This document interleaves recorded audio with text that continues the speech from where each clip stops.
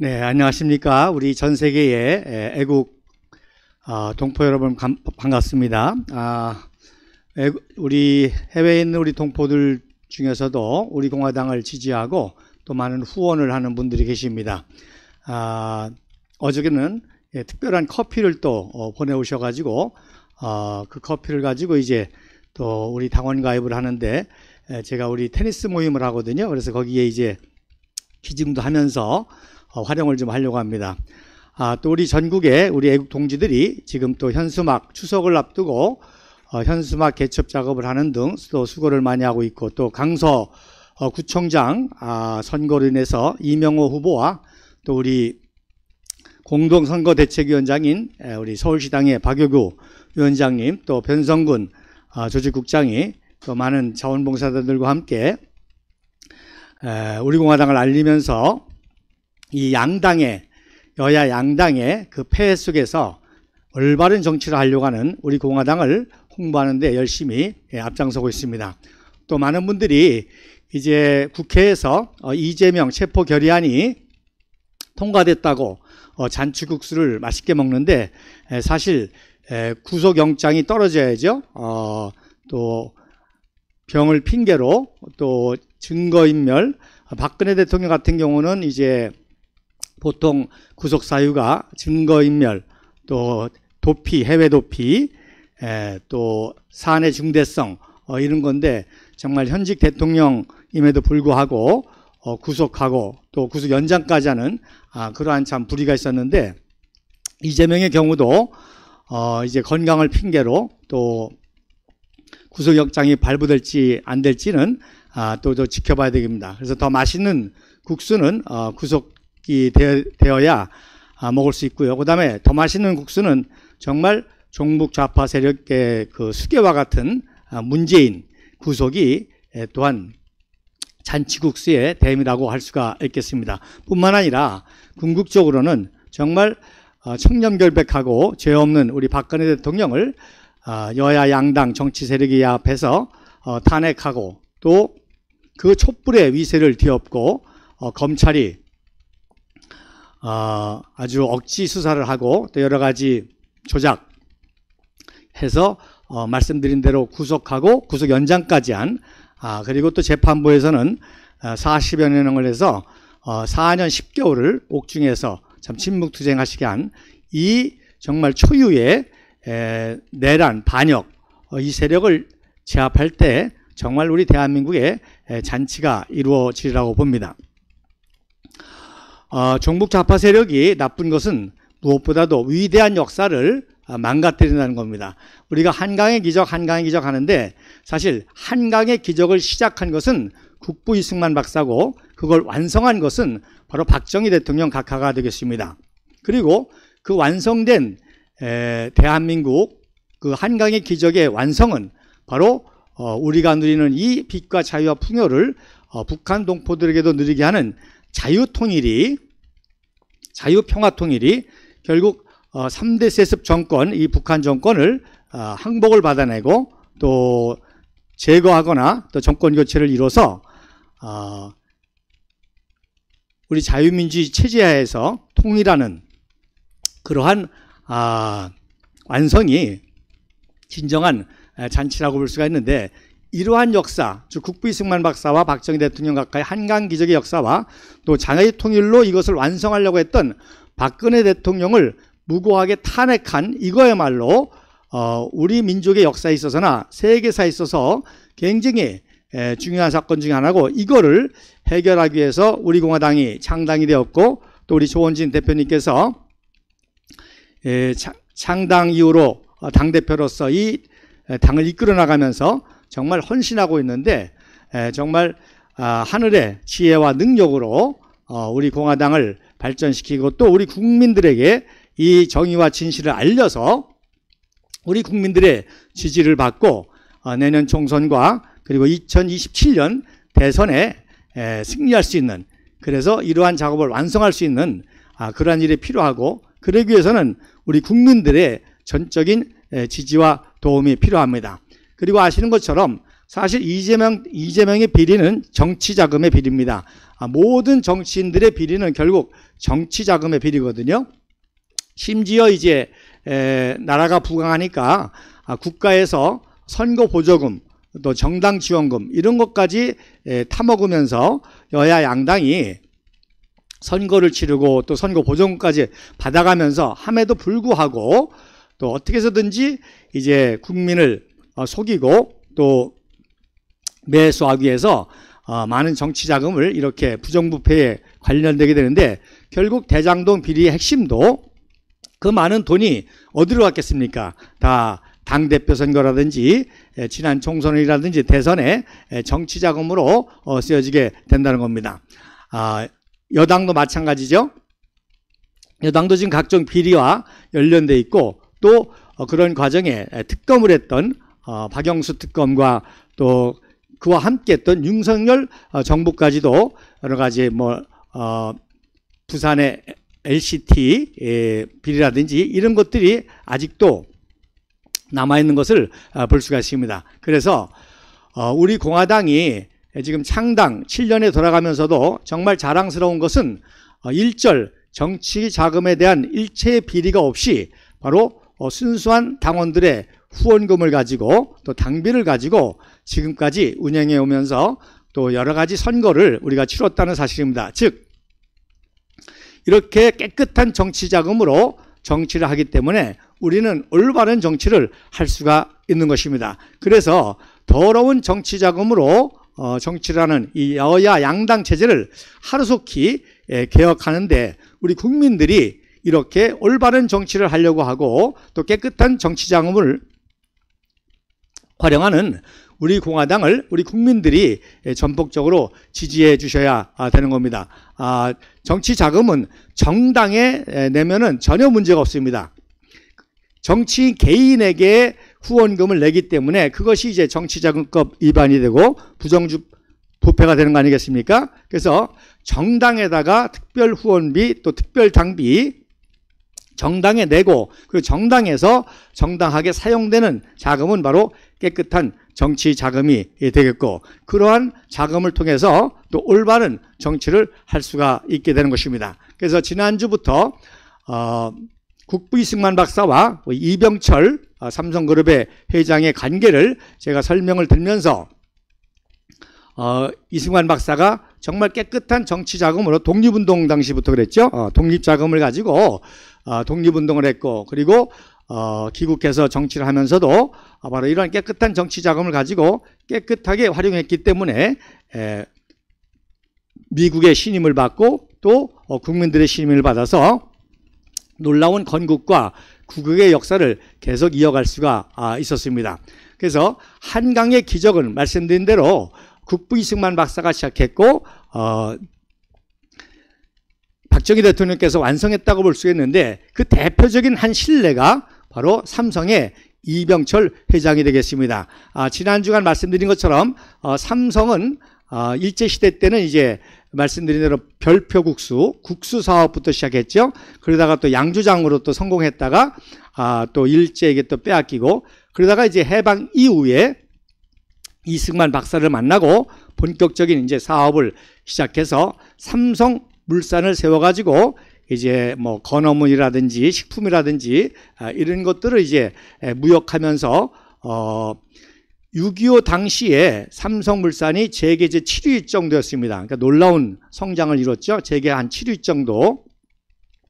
그랬는데 이제 말씀드린 대로 미처 피난을 나가지 못했다가 인공치하에서 엄청난 공난을 당했고 또 그래서 인천 상륙작전을 통해서 생명을 구원받고 또 사업을 재개할 수 있는 것까지 스토리를 말씀드렸습니다. 그래서 지난번 여러분 마지막에 보신 것처럼 이병철 회장의 그 쉐보레 세단을 이제 인민재판으로 탈취해가지고 박헌영이가 사용을 했는데 인천 상륙작전 끝나고 서울 수복작전 때 9월 22일경에 아연전투에서 이 쉐보레 자동차를 미 해병 제5여단이 이제 다시 노획해가지고 끌고 가는 영상을 여러분 보셨을 것입니다.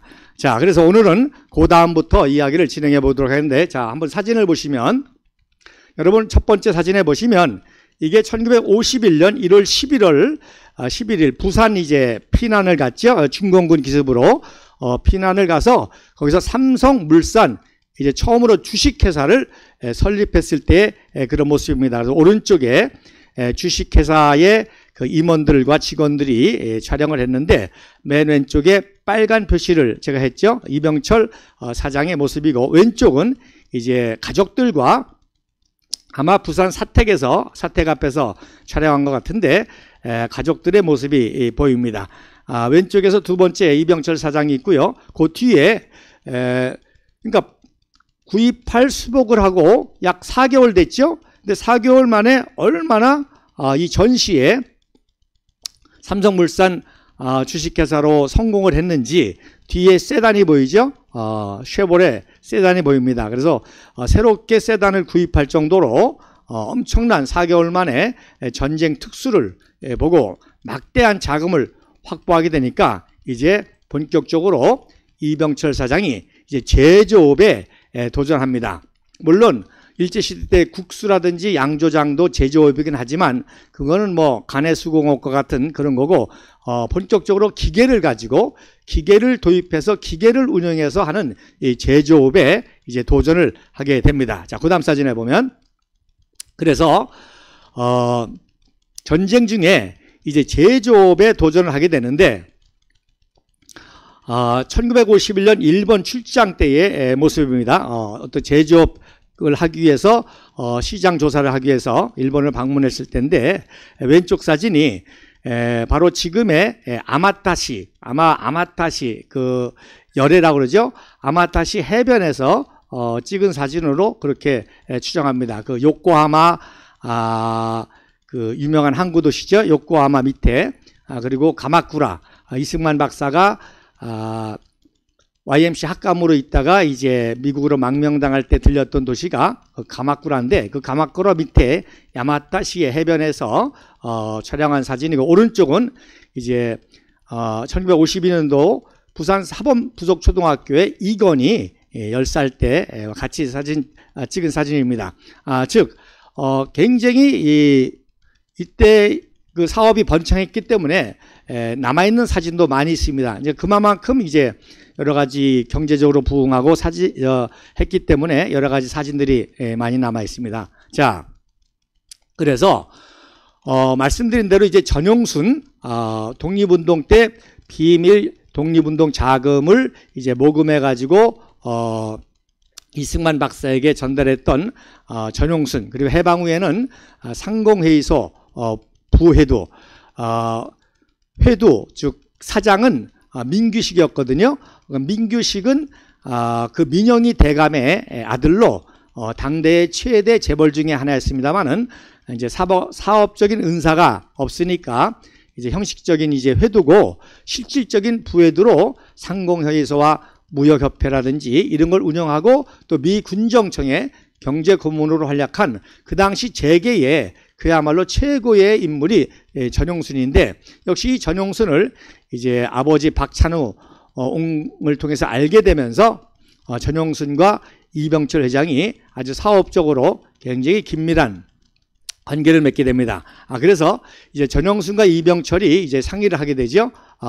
새로운 제조 사업을 어떤 걸 도전하면 좋으냐. 그럴 때 이제 전용순 상공회의소 회장이 세 가지를 제시했습니다. 첫 번째는 이제 페니실린 의약품 제조. 그 당시 뭐 기초의학도 없었던 데다가 전쟁 중이었기 때문에 이제 페니실린과 같은 기초의학 제조 사업. 그 다음에 또 우리나라가 아주 또 교육열이 좋지 않습니까? 그리고 전시에서도 학교를 운영하고 대학, 초등학교 모든 걸 다 전시에서도 운영하고 있기 때문에, 그래서 이제 이 제지업, 종이업이 이제 그 문화와 또 이 교육의 중요한 요소 아닙니까? 그래서 제지업. 그 다음에 이제 세 번째로 이제 설탕, 제당업입니다. 그래서 감미품, 이것이 이제 아무래도 의식주 중에서 먹는 것 중에서도 제일 중요한 조미료 중에 하나인 이제 그것이 하나 설탕 아닙니까? 그래서 1951년도 3월 15일 날 중공군으로부터 국군 제1사단 우리 백선엽 사단장이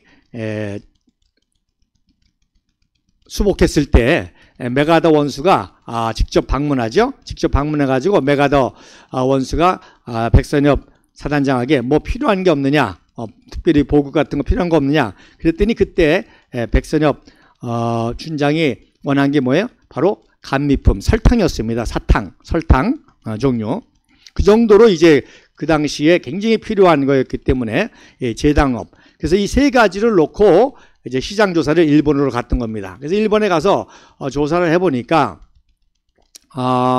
일단 기계 설비를 하는데 의약품은 약 8개월이 걸리고 그 다음에 제지업은 한 6개월이 걸리고 그리고 제당업은 약 3개월 정도가 걸린다라는 그런 조사가 나왔습니다. 그래서 물론 사업의 수익성이라든지 이 지속성이라든지 이런 모든 것이 다 좋지만 일단은 빨리 시작해야 되겠다 해서 이제 제당업을 선택하게 된 것입니다. 자, 그 다음 사진에 보면 그래서 이제 일본을 자주 들락날락 하게 되는데 여러분 이것도 일본 출장을 자주 다닌다는 것도 굉장히 중요한 일입니다. 자, 전시 중에 외국을 나간다는 것은 여권과 비자를 받기가 무척 힘듭니다. 뭐 장면 같은 경우도 장면이 그 당시 이제 미 주미대사였다가 국무총리였었는데 바로 자녀들을 다 유학이라는 명목으로 전쟁 때 미국으로 보내가지고 또 원성을 사지 않았습니까? 하물며 일본으로 출장을 간다는 것은 일본을 간다는 것은 굉장히 힘든 일이죠. 심지어 이승만 박사는 아주 극심한 반일 감정이 있었기 때문에 일본 국적자는 아예 한국을 들어오지 못했습니다.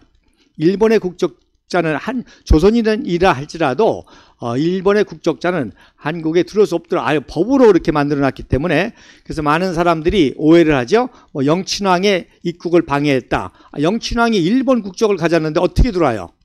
다 그래서 덕혜공주라는 영화도 다 100% 조작된 영화입니다. 그 덕혜공주라는 걸 통해서 또 반일 감정을 부추기고 이승만 박사를 친일로 매도하고 또 영친왕의 입국을 방해했다는 식으로 그렇게 얘기하는데 한 가지 예를 제가 분명하게 드리는 것처럼 바로 일본 국적자는 조선임에도 불구하고 일본 국적을 가지고 있으면 절대 들어올 수 없었기 때문에 그 당시 영친왕은 천황의 일가족으로 또 일본의 국적자였기 때문에 뭐 도저히 들어오고 싶어도 들어오라고 해도 국적을 포기하지 않는 한 들어올 수가 없었던 것이죠. 자, 그런데 이병철 회장은 일본을 이렇게 자주 들락날락하고 또 가족과 함께 여행도 하고 또 이제 53년도에는 이건희가 11살 때인데 같이 여행을 갔다가 아예 3년 동안 조기 유학을 시킵니다. 그래서 일본이 동양의 선진국이기도 했고 또 전쟁 특수로 급속하게 일본이 다시금 미국의 경쟁 상대가 될 정도로 경제적으로 급속하게 이제 부흥하기 때문에 이 선진 문명을 배우고 또 장차 인재로 키우기 위해서 이건희를 이제 조기 유학도 보냅니다. 그래서 왼쪽에 있는 폭포에서 사진을 찍었는데 아마 니꽃이라고 도쿄 위에 니꽃이라고 캐논 화원 폭포로 추정을 합니다. 일본의 3대 폭포 중에 가장 유명한 폭포고요. 또 오른쪽에 이제 그 박두울 여사와 함께 이건희 소년이 촬영한 사진인데 말씀드린 대로 이제 조기 유학을 보내게 되죠. 자, 그래서 그 다음 사진에 보면 첫 제조업으로 이제 제1지당이 대성공을 하게 됩니다. 그리고 사업 보국이라고 하는 기념이염을 이제 이미 이승만 박사에게 받았죠. 그리고 그 다음에 두 번째로 이승만 박사로부터 영향을 받은 그 개념이 뭐냐? 바로 제일입니다. 제일, the first. 그래서 이승만 박사가 항상 뭐 민간인을 만나든 또 군인을 만나든 어디 학교를 방문하든 항상 하는 말이 나도 프린스턴 대학에서 정정당당하게 박사학위를 받았다. 우리 한국인은 우수하기 때문에 무엇이든지 배우면 세계 제일이 될 수 있다. 그래서 이런 사상을 심어줬습니다. 그리고 또 무엇보다도 이승만 박사가 크리스찬으로 항상 기도를 했는데 이승만 박사의 평생 기도 가운데 하나는 바로 그거였습니다. 하나님 우리 한민족에게 이렇게 탁월한 지혜와 능력을 주셨는데 우리 한국인들이 전 세계에 나가서 그 어떤 분야에서든지 우리 한국인의 탁월함을 발휘해서 하나님의 특별한 백성인 것을 증명할 수 있게 해달라고 그렇게 항상 기도를 했습니다. 그래서 역시 이병철 사장에게도 어떤 사업이든지 제일로 될 수 있다. 그래서 또 first라는 개념을 줬기 때문에 그래서 첫 번째 제조업인 이 제당 사업의 그 사업의 명이 바로 제일제당이 된 것입니다. 그래서 맨 왼쪽 사진이 바로 첫 출시된 30kg 포장에 제일제당 그 상표가 붙은 설탕 포대를 이제 기념으로 사진 촬영한 것이고요. 그 다음에 가운데 사진이 바로 설탕을 퍼서 포대에 담는 그러한 퍼포먼스를 하면서 이병철 사장이 정장을 하고 찍은 사진이 되겠습니다. 그리고 오른쪽에 보시는 거는 이제 여러분들 그 30kg 포장하는 그런 제일제당의 기계 공정의 모습이 되겠습니다. 자, 그 다음 사진에 보면 그래서 아까 말씀드린 대로 이 제일이라고 하는 이 개념이 얼마나 중요한지 이승만 박사가 제일강산이라고 하는 회호를 쓰셨는데 아마 1948년도 이제 대한민국을 건국하는 그 과정에 이제 삼천리반도 금수강산 대한민국에 이제 대한민국 건국하면서 그때 쓴 것으로 추정하는데 바로 제1강산입니다. 그리고 오른쪽에 또 천하 제1강산이라고 하는 희호도 남기셨습니다. 그리고 이제 1967년도 역시 박정희 대통령께서도 역시 세계사적인 천재이기 때문에 정말 일본 육사를 수족으로 졸업했다는 것은 7.18하는 의미가 아니라 바로 일본인과 정정당당하게 경쟁해서 수석을 했던 그러한 그 대한민국의 한민족의 자랑이지 결코 친일파의 의미가 아닙니다. 말씀드린 대로 만주신경군관학교를 가게 된 것도 상해 임시정부의 밀명을 받고 갔고 거기서 수석으로 졸업해서 일본 육사에 편입을 시켜준 것이고 또 편입해서 일본 육사에서도 그렇게 수석을 했던 그런 세계사적인 천재이기 때문에 박정희 대통령도 늘 이 제일이라고 하는 그러한 개념을 가지고 계셨기 때문에 1967년도 그러니까 제6대 대통령 선거가 있을 때죠. 그 신년 초에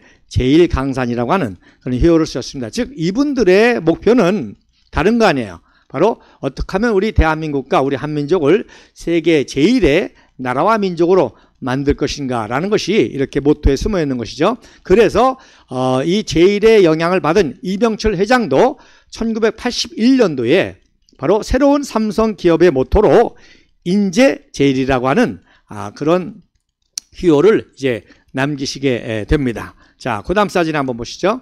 그래서 1953년도 최초에 출시된 설탕을 이제 기념 아까 그 두 개의 사진을 겹쳐서 연도까지 표시를 해서 사진을 만들었죠. 1953년이라고 초록색 글씨로 쓰여 있고 그리고 30kg 포장하는 그런 사진이 뒤에 있고 그리고 30kg 설탕이 이제 가운데 있는 위치 보실 수 있습니다. 그러니까 이것이 삼성 한강 기적의 놀라운 시작이라고도 볼 수가 있는 것이죠. 그리고 오른쪽에 이제 그 당시 이제 백설표 설탕을 선전한 모습이고 각종 설탕 포장을 한 그런 그 판매하는 모습입니다. 자, 이제 다음 주 추석이 다가오죠. 추석 때 이제 설날이라든지 추석이라든지 생일날 많은 선물을 주고받는데 바로 이때부터는 바로 제일제당의 설탕이 최고의 추석 선물로 인기를 끌게 되었습니다. 자, 그 다음 사진에 이제 보면 중요한 이제 변화가 옵니다. 자, 1953년도 5월 28일 날 국부 이승만 박사께서 골프장을 조성하라고 지시를 내립니다. 자, 원래는 1948년도 건국을 했죠. 그리고 1949년도 건국 1주년 때 이제 해외의 또 귀빈들과 또 국내의 인사들하고 대화를 하는 그런 사이에 어떤 얘기가 있었는가 하니 바로 주한미군의 수뇌부들이 또 한국에 있는 외국인들이 유엔 관계자라든지 이런 분들이 주말만 되면은 일본에 가서 골프를 치고 온다는 거예요. 그래서 그 얘기를 듣고 이승만 박사가 이제 건국하고 1년 됐고 저 북한은 계속 군비를 증강해서 언제 기습남침할지도 모르는데 이 주말에 군 수뇌부가 일본에 나간다고 한다는 것은 이 지휘권을 비운다는 것은 상당히 위험한 일이지 않습니까? 또 그런데다가 이승만 박사는 아주 반일 감정이 극심하지 않습니까? 그런데 이 군 수뇌부들이 일본에 가서 골프 치면서 달러를 쓰는 것을 굉장히 또 아까워했죠. 그래서 1949년도에 총무처 장관인 전규용이라고 초대 국회 사무총장을 했고 제3대 총무처 장관인 이 전규용에게 골프장을 만들으라고 지시를 합니다. 그래서 1950년도 5월 달에 여러분 지금 그 서울대공원 아시죠? 그 서울대공원이 옛날에 이제 군자리라고 했는데 원래 거기에 일제시대 때 골프장이 있었습니다. 일제시대 때 골프장이 있었지만 역시 이제 전쟁 말기에 황폐화가 되었기 때문에 그것을 다시 골프장으로 군자리 골프장으로 조성을 했던 겁니다. 그런데 어떻게 됐습니까? 한 달 만에 개장식을 하고 한 달 만에 6.25 동란을 만나서 아주 초토화가 됐죠.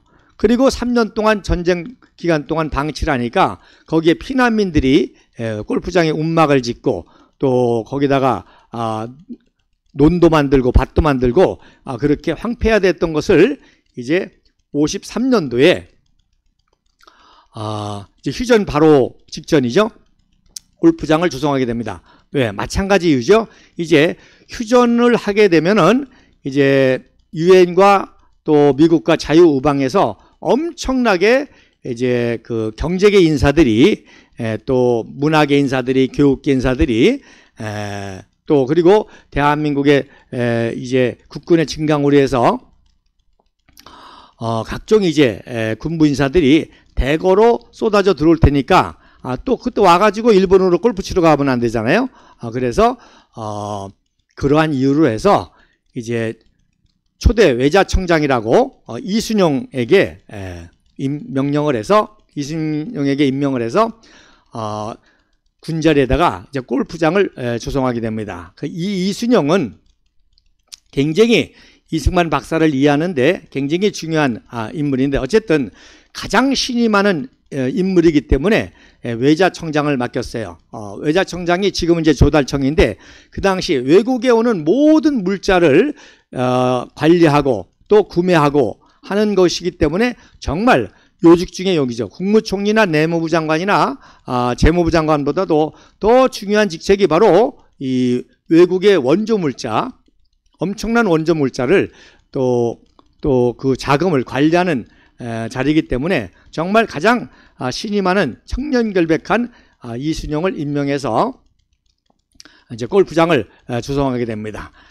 그래서 여러분이 보시는 사진은 이제 55년도에 이승만 박사가 처음에는 이제 외자 구입처와 또 외자 관리처 두 개가 있었는데 이제 55년도에는 하나로 외자청장으로 통합을 해서 초대 외자청장에 이순용을 임명한 사진이고요. 그리고 55년도 9월 달에 이제 그 서울 CCC 컨트리클럽 군자리 골프장에서 삼성물산이 점점 커지면서 발기인 대회를 하고 골프를 한 후에 기념 촬영을 한 사진입니다. 그래서 오른쪽에 보면 가운데에 이병철 사장이 보이죠. 그리고 그 옆에 이순용 외자청장이 보입니다. 그리고 골프 대회를 하고 시상을 한 것 같은데 맨 아래쪽에 이제 아마 우승한 사람, 그리고 앉아있는 사람 중에 왼편의 두 번째가 이제 준우승한 것 같고, 그리고 이순용 씨가 3등을 한 것 같아요. 그러니까 이렇게 굉장히 정계의 실세와 재계의 실세인 이승만 박사가 이 둘을 이제 만나게 해서 한강의 기적이 이루어지는 것이라고 볼 수가 있습니다. 자, 그 다음 사진에 보면, 그래서 이 이순용이라는 인물이 이병철의 인물과 함께 얼마나 중요한 거 아니, 한마디로 말해서 이승만 박사가 키운 정계의 최고 엘리트가 바로 이순용이고, 이 재계의 최고 엘리트가 바로 이병철이라고 할 수가 있습니다. 자, 이순용은 정미조약 때 을사보호조약, 1905년도 을사보호조약 다음에 정미 7조약이 체결되죠. 그때 학부 대신이었던 이재곤의 오남입니다. 그러니까 친일파로 손가락질 받는 이 학부 대신 이재곤의 다섯째 아들인데, 이재곤이 나중에는 이제 이 일본에서 준 서원과 이런 것들을 이제 반납하려고 그렇게 했습니다. 그러나 일제가 허락하지 않죠. 그래서 이재곤의 오남으로 경기중학교 최고의 수재들이 들어가는 경기중학교 출신이고, 그런데 이제 이재곤은 특별히 월남 이상재 선생님의 제자이기도 해서 아주 독립운동가로서 큰 활약을 하게 됩니다. 그래서 월남 이상재가 이 이순용이가 독립운동하다가 일제 잡힐 것 같으니까 미국으로 유학을 보내서 직접 추천서를 씁니다. 그래서 월남 이상재 선생이 이순용을 이승만 박사에게 미국으로 보내죠. 유학으로. 그래서 추천서를 써가지고, 그래서 그때부터 이승만 박사의 이제 수족과 같은 그런 역할을 하게 되고, 여러분 아시는 그 CIA 죄송합니다.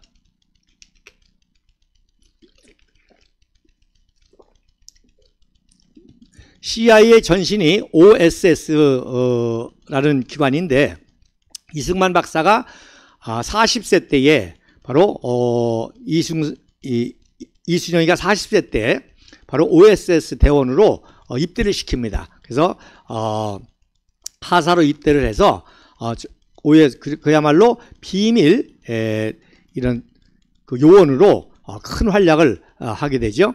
그렇기 때문에 나중에 강복 후에 중요한 때에 입국을 시켜서 내무부 장관에 임명을 합니다. 그런데 이제 미국 국적이 또 문제가 돼가지고 또 국회에서 반대를 하니까 이제 외자청장에 임명을 했던 것이죠. 그리고 여러분 아시는 대로 이병철은 독립협회 당시에 이제 동지였던 이찬호 이남으로 이제 삼성그룹의 회장으로 이제 한강 기적의 한 대표적인 상징으로 이병철 회장이 이제 키워지게 됩니다.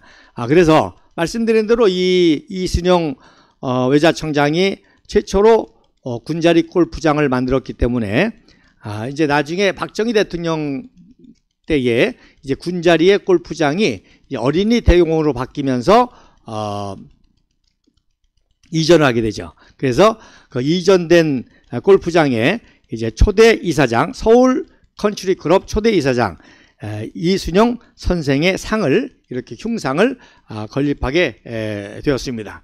자, 그 다음 사진에 보면 그래서 이 골프도 이승만 박사가 이런 이유로 해서, 즉 전 세계의 최고 엘리트들이 한국에 와서 일하기 때문에 이분들이 한국에 와서 일도 하지만 이렇게 골프를 통해서 교제할 수 있고 인맥을 형성할 수 있도록 골프장을 만드셨던 거죠. 그래서 1954년도에 10월 9일 날 이제 서울 컨트리 클럽이 개장하면서 제1회 이승만배 아마추어 선수권 대회를 이제 열게 됩니다. 군자리 골프장에서.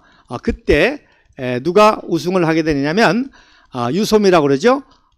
즉 미국에서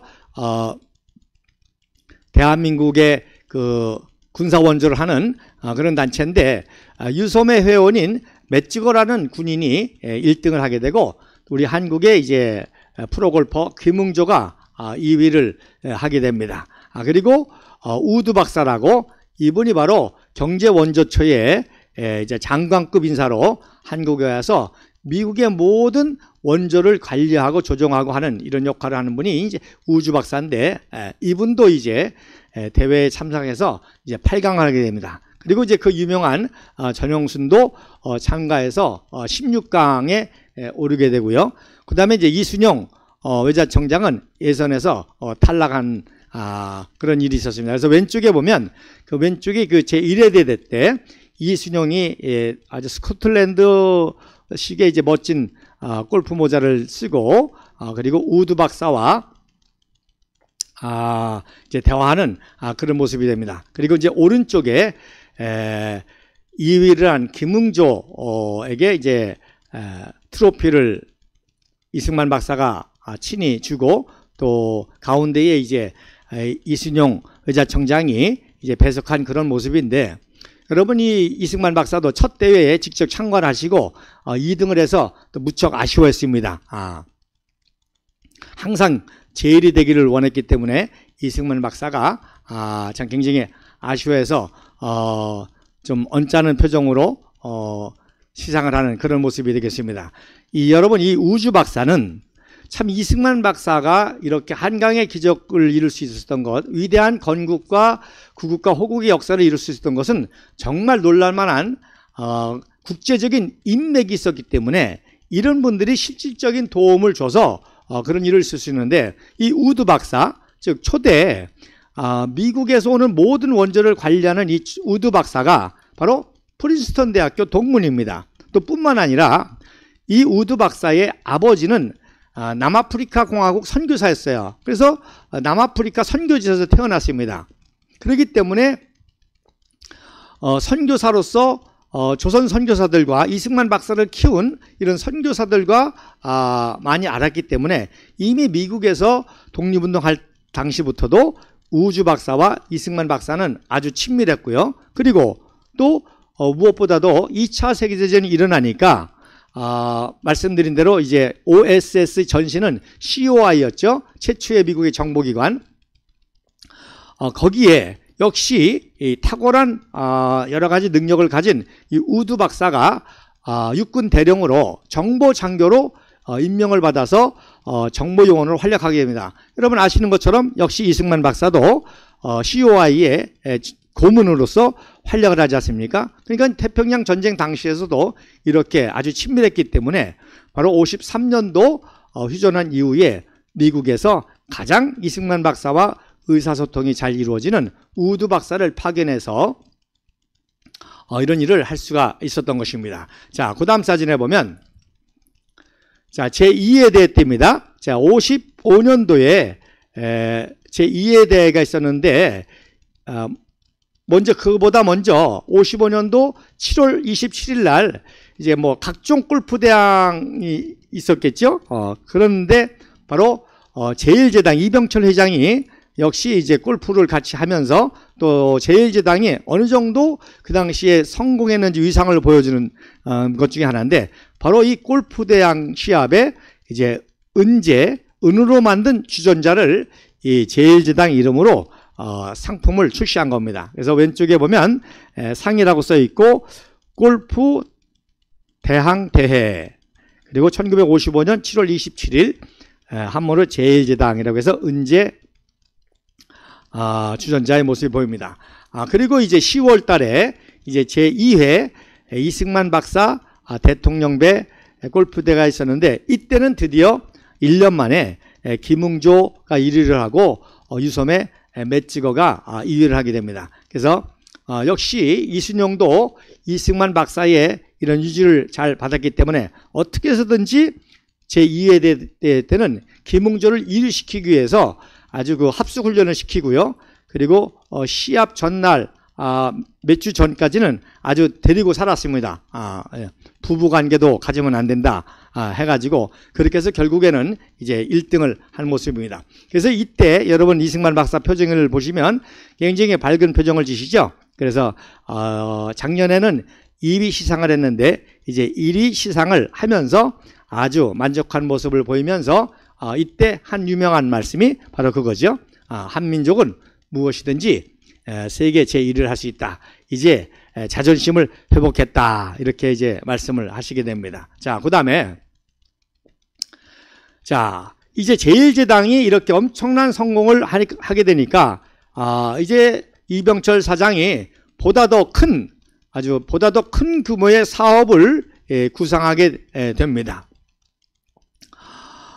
그러면서 이렇게 이제 이병철이가 그야말로 대한민국을 대표하는 재계의 제조업의 선두로 부상하게 되니까 1955년 11월 달에 전용순이 이병철 회장을 불러서 당신이 이제 점점 세계를 무대로 사업을 하니까 이제 내가 호를 하나 선물하겠다 해서 호암이라고 하는 호를 선물로 줍니다. 즉 깊은 호수와 같이 잔잔하면서도 그리고 굳센 바위와 같이 견고하게 어떤 환란과 시험도 견디면서 세계적인 사업가로 성공하라고 1955년 11월에 즉 골프 대회를 마친 후에 호암이라고는 선물을 주게 됩니다. 자, 그리고 56년도에 이제 외자청장 이순용과 상공부 장관 오른쪽이 이제 신임 상공부 장관 김일환이고요. 그 옆에 있는 분이 이제 강성태 전임 상공부 장관이고 그리고 이순용 외자청장이고 그리고 왼쪽에 미국의 군수물자 즉 부산에 엄청난 군수기지가 있죠. 거기에서 전 세계에서 오는 모든 원조물자 군수물자들이 거기서 하역하는데 그거를 실질적으로 관리하는 책임자가 그린 대령인데 이 그린 대령이 정말 대한민국을 위해서 여러 가지 좋은 역할을 많이 했기 때문에 이순영 회장이 특별히 감사장과 선물을 항아리와 같은 은재 항아리와 같은 선물로 드린 모습이고 그 뒤에 보면 액자가 있죠. 최초의 이승만 박사가 전시에 제막한 이순신 동상 진해에 세운 이순신 동상 사진이 보여있네요. 그래서 이순용 회장이 말씀드린 골프장을 건설하게 된 것도 결국 이 그린 대령의 그 지원이 많았죠. 그래서 자재라든지 또 인부들을 오고 갈 수 있는 이 버스라든지 이런 것들을 다 미 군수처의 도움을 받았기 때문에 감사패를 주기도 하고 그 다음에 이제 이병철 회장이 말씀드린 대로 이제 모직 사업 이제 의식주 중에서 두 번째 먹는 사업 설탕 다음에 이제 의복 아닙니까? 그래서 모직 사업을 이제 국가기관 사업으로 하다가 이제 민간 사업으로 인양할 텐데 그때 이제 강성태 상공부 장관이 이병철 회장에게 그 모직 사업을 이제 권유하면서 모직 사업을 시작하게 되고요. 그 다음에 후임인 이제 상공부 장관이 김일환 상공부 장관이 서독에 기계를 도입할 수 있는 다든지 그런 것들을 많이 도와준 그런 사진입니다. 그래서 아주 역사적인 사진입니다. 원래는 이병철 사장이 일본에서 모직 기계를 도입해서 하려고 했습니다. 그런데 그때 무슨 일이 있었는고 하니 그 유명한 주 유엔 인도 대사 맨온이라고 여러분 아시죠? 대한민국 건국 과정에 유엔 한국 임시위원단의 위원단 단장으로 와서 재헌의회를 주관했고 또 시인의 모연숙과 그런 그 설득을 통해서 이제 이승만 박사를 유력한 지도자로 세우는데 협력했던 분이 이제 맨온 유엔 대사인데 이분이 이때는 이제 또 뭐로 왔는고 하니 즉 한국을 도와주는 웅크라 유엔의 웅크라 또 언컬크 재건단 또 부흥단 이런 것들을 리서치하는 단장으로 한국에 왔습니다. 왜 그런가 하니 인도가 영국으로부터 독립을 했지만 영국과의 그런 그 과거의 관계 때문에 반영 감정이지 않습니까? 그리고 지리적으로는 이제 소련과 가깝기 때문에 친소 정책을 썼어요. 그래서 유엔에서 중립적인 인사로 바로 유엔 인도 대표가 중립적 인사로 그런 각종 국제단체의 단장을 많이 맡게 된 거죠. 그러다 보니까 또 이렇게 언컬크와 또 웅크라를 조사하는 그런 임무를 띠고 56년도에 왔습니다. 자, 와가지고 조사를 하고서는 맨원이 뭐라고 얘기를 하는 거 아니?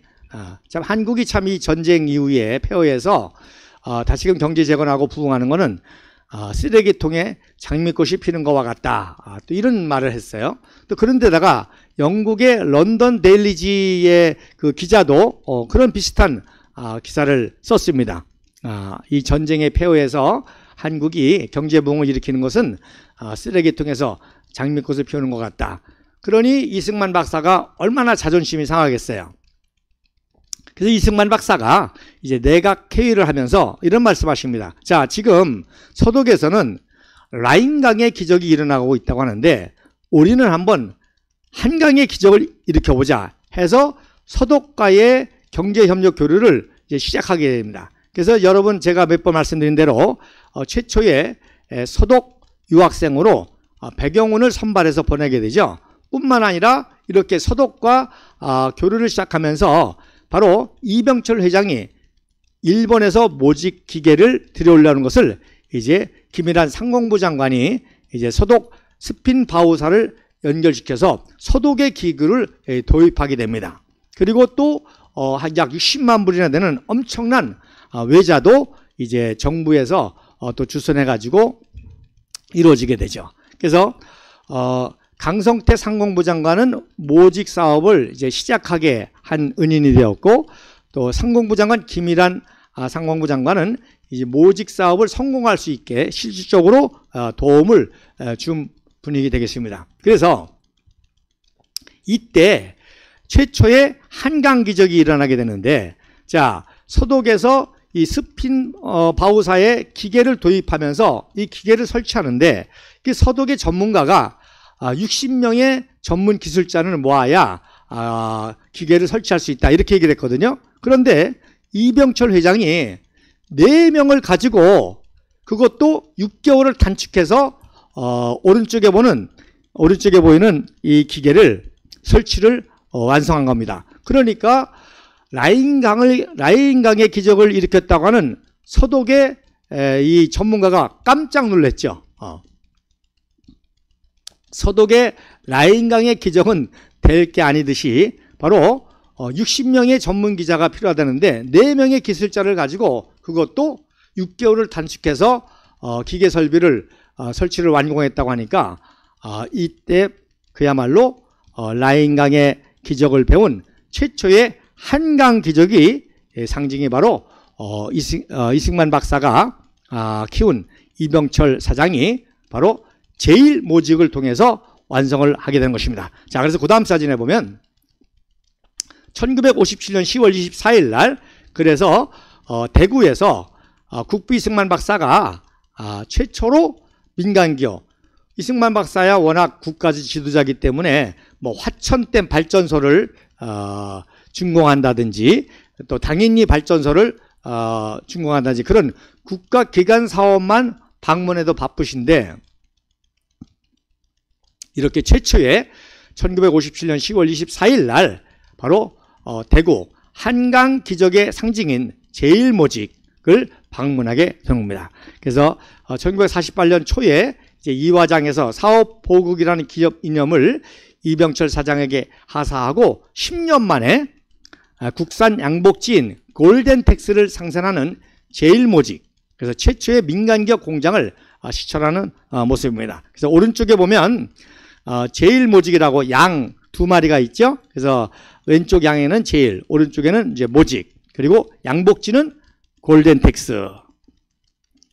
그리고 지금도 있는지 모르겠습니다. 그 밑에 이제 수복당이라고 하는 또 극장도 있네요. 극장도 보이고. 그래서 이제 이때부터는 추석, 설날, 생일, 명절 최고의 선물이 뭡니까? 예, 골덴텍스가 되겠습니다.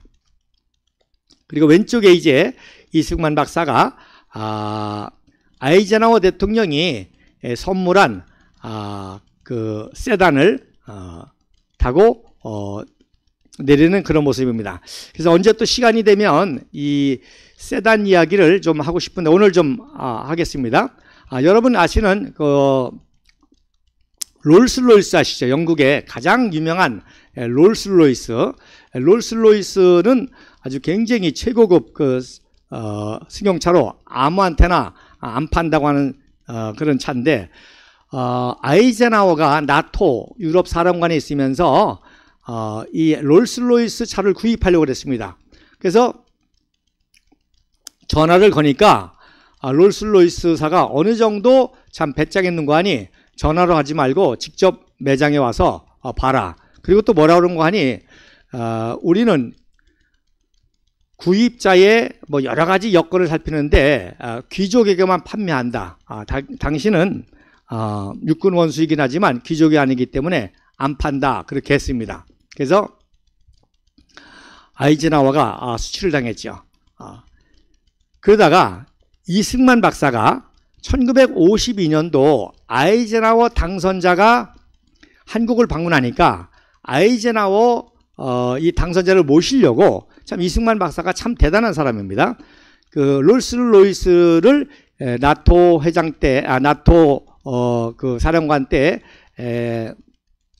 창피를 당했다는 사실을 알고 대통령이 당선이 된 아이젠하워를 태우기 위해서 이승만 박사가 롤스로이스사에서 사에게 이제 그 차를 구입하려고 합니다. 대통령 전용차로 구입을 하려고 합니다. 그랬더니 또 롤스로이스에서 당신과 같은 후진국 대통령에는 안 판다. 그래서 실패했죠. 그리고 아이젠하워가 이제 한국을 방문하고 난 다음에 53년도 대통령이 취임하니까 그제서 롤스로이스가 아이젠하워 대통령에게 롤스로이스 차를 기증하겠다 하니까 아이젠하워가 받겠습니까? 안 받죠. 그래서 포드 캐딜락을 이제 대통령 전용차로 구입을 하고 그리고 이승만 박사에게도 이렇게 선물로 기증을 했습니다. 그러니까 롤스로이스사에서 56년도에 이제 이기붕 국회의장이 최초의 IOC 국제올림픽 위원이 됩니다. 그러니까 롤스로이스사가 IOC 의원이라고 이제 롤스로이스를 이기붕에게 기증을 합니다. 여러분 이기붕이가 받았겠어요? 안 받았겠어요? 감히 못 받죠. 그런 이제 에피소드가 있는데 어쨌든 그래서 아이젠하워가 선물한 이 캐딜락 승용차를 타고 이제 대구의 제일모직을 방문한 사진입니다. 자, 그래서 그 다음 사진에 보면 그래서 이승만 박사가 제일모직을 시찰하고 의피창생이라고 하는 회호를 하사합니다. 그래서 왼쪽에 보이시죠? 의피창생. 그래서 좋은 의복이 새로운 삶을 창조한다. 그래서 의피창생 우남이라고 하는 아우와 함께 이병철 회장에게 하사해서 액자로 이렇게 설치할 것입니다. 그리고 말씀드린 대로 이제 제일이라고 하는 그 두 번째 제일모직의 명칭도 제일모직이 되지 않았습니까? 그래서 사업보국이라고 하는 이화장에서 받은 이념 다음에 두 번째 이념으로 이제 인재제일이라고 하는 그런 모토를 만들게 됩니다. 그리고 세 번째는 이제 합리추구라고 하는 이제 세계적인 기업으로 합리적인 그 창조적인 개발 정신을 추구하기 때문에 그래서 세 가지 모토를 이제 만들게 되고요. 그래서 1974년도에는 이제 제일모직 창립 20주년을 맞이해서 바로 결국 제당 사업을 한 것도 배고프고 굶주린 국민을 위해서 또 제일모직 사업을 한 것도 헐벗은 국민들을 위해서 그래서 기업 재민이라고 하는 그러한 또 새로운 모토를 창조해서 이렇게 회호로 쓰게 됩니다. 제일모직 그러니까 제일모직 창립이 말씀드린 대로 라인강 기적을 모방한 최초의 한강 기적이기 때문에 이렇게 또 의미가 있는 것입니다. 자, 그 다음 사진에 보면 그래서 이제 제일모직이 성공함으로 인해서 더욱더 인재제일이라고 하는 그리고 인류기업이라고 하는 그런 비전을 가지고 삼성이 나가면서 말씀드린 대로 이러한 세계적인 글로벌 사업을 하기 위해서 이제 정계 인사와 재계 인사와 골프를 통해서 자주 교류를 하기 때문에 1968년도에는 이제 국내에서 7번째로 안양 컨트리 클럽을 개장하게 되죠. 그리고 이 안양 CC 컨트리 클럽은 이병철 회장이 그야말로 뭐 바위 하나 나무 하나도 조경도 다 신경 쓸 정도로였다고 하면서 정말 세계적인 골프장으로 명성이 있다고 합니다. 저는 뭐 골프를 못해서 가보지 못했습니다만은 그래서 오른쪽이 이제 이병철 회장이 첫 시타를 하는 그런 모습인데 자, 우리 골프가 왜 이렇게 또 발전하게 됐는가 하니 1958년도에 9월 11일 날 제1회 한국 오픈 골프 대회를 하게 되는데 미 8군 제7대 유엔군 사령관인 데커 대장이 출전을 해가지고 2위를 하게 됩니다. 그리고 미 8군의 무디 상사가 1위를 하게 되는데 참 놀라운 거는 이 데커 대장이 제7대 유엔군 사령관으로 온 데커 대장이 아주 프로골프 수준의 그 골프 광이면서 수준급 인사였습니다. 그래서 데커 대장이 어느 정도 되는가 하면 이제 부임해 가지고 헬기를 타고 경무대의 이승만 박사를 만나러 오면서 먼저 상공에서 군자리 골프장을 둘러보고 그리고 이승만 박사를 이제 만나게 됩니다. 그리고 이승만 박사를 만나자마자 바로 골프장으로 가서 라운딩을 하게 되죠. 그래서 이제 58년도에는 직접 제1회 한국 오픈 골프 대회에 참석을 해서 무디 상사가 1위하고 2위 데커가 수상을 받는 모습인데 여러분 이렇게 역사를 종북좌파가 왜곡합니다. 물론 종북좌파가 했겠죠. 자, 왼쪽에 데커가 2위 수상을 받는 모습인데 그럼 누가 있어야 돼요? 이승만 박사가 맨 오른쪽에 여러분 살짝 한복이 보이는데 모습이 보이는데 그게 이승만 박사로 추정합니다. 이승만 박사가 수여하고 기념 촬영을 했는데 이승만 박사를 잘라버렸죠. 즉 골프에도 이승만 박사의 이러한 위대한 업적이 있다는 것을 지워버리기 위해서 고의적으로 사진을 이렇게 훼손한 겁니다. 그래서 여러분 사진에 보면 맨 왼쪽에 이순용 외자청장이 보이고요. 그리고 데커 대장이 보이고 그 뒤에 있는 분이 바로 손원일 국방부 장관 후임의 공군 참모총장 출신의 김정열 국방부 장관이고 그 다음에 두 번째가 합동참모의장이죠. 요즘에 합참의장으로 하는데 유재흥 중장이 되겠습니다.